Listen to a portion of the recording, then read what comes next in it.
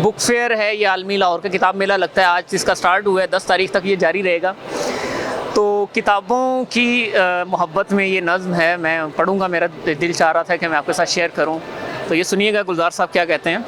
वो कहते हैं, किताबें झांकती हैं बंद अलमारी के शीशों से, महीनों अब मुलाकातें नहीं होती, जो शामें इनकी सोहबत में कटा करती थीं अब अक्सर गुज़र जाती हैं कंप्यूटर के पर्दे पर। बड़ी बेचैन रहती हैं किताबें, इन्हें अब नींद में चलने की आदत हो गई है। बड़ी हसरत से तकती हैं जो कदरें वो सुनाती थीं कि जिनके सैल कभी मरते नहीं थे। जो रिश्ते वो सुनाती थीं वो सारे उधड़े उधड़े हैं। कोई सफ़हा पलटता हूँ तो एक सिसकी निकलती है, कई लफ्ज़ों के मानी गिर पड़े हैं। बिना पत्तों के सूखे टुंड लगते हैं वो सब अल्फाज जिन पर अब कोई मानी नहीं उगते।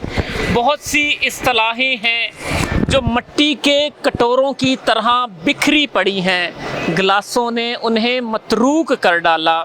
ज़ुबां पर जायका आता था जो सफ़े पलटने का, अब उंगली क्लिक करने से बस एक झपकी गुज़रती है।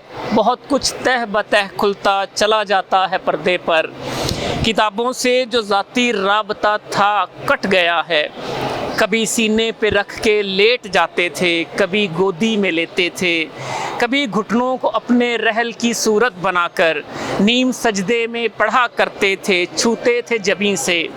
खुदा ने चाहा तो वो सारा इल्म तो मिलता रहेगा बाद में भी, मगर जो किताबों में मिला करते थे सूखे फूल और महकते हुए रुक्के, किताबें मांगने गिरने उठाने के बहाने रिश्ते बनते थे, उनका क्या होगा?